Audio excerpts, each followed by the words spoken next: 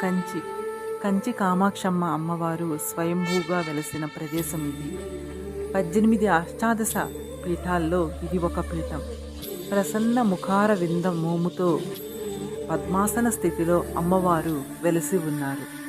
తామస శక్తి స్వరూపమైనటువంటి అమ్మవారు రాత్రిపూట గ్రామ సంచారం చేసేవారు.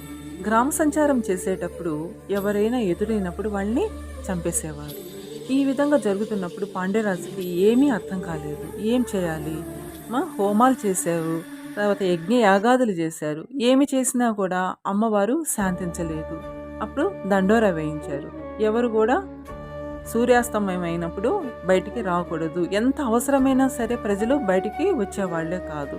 ఒకరోజు ఆదిశంకరాచార్యుల వారు ఆ గ్రామానికి విచ్చేసినప్పుడు పాండ్యరాజు ఆయనకి సకల మర్యాదలు చేసి గ్రామంలో జరుగుతున్నటువంటి ఈ సంఘటనలు ఆయనతో విన్నవించుకున్నారు. అప్పుడు ఆదిశంకరాచార్యుల వారు నేను గుడిలో ఈ రాత్రికి నిద్రిస్తాను అని చెప్పి వెళ్ళాడనమాట.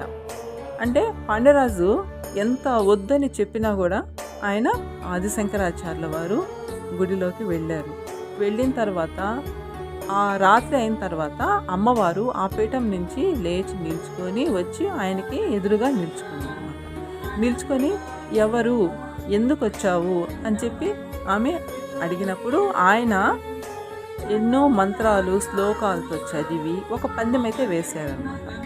పందెంలో ఎవరు గెలిస్తే అంటే అమ్మవారు కానీ ఓడిపోతే ఇంకా ఇటువంటి హింసకు పాల్పడకూడదు అనేసి పందెం అన్నమాట.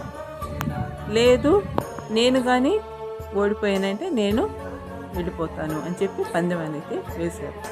అప్పుడు పందెం వేసినప్పుడు ఆ పందెంలో ఆదిశంకరాచార్యుల వారు గెలిచారు. ఇంకా అమ్మవారు శాంతించి ఆమె వెళ్ళి ఆ పీఠం మీద శాంతమూర్తిగా కూర్చున్నారు.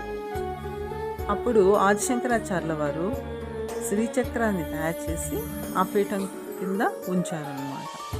ఆదిశంకరాచార్యుల వల్ల ఆమె శాంతమూర్తిగా మారింది. ఆ గ్రామ ప్రజలు సంతోషంగా ఉన్నారు. ఇదండి నాకు తెలిసిన కథ అయితే.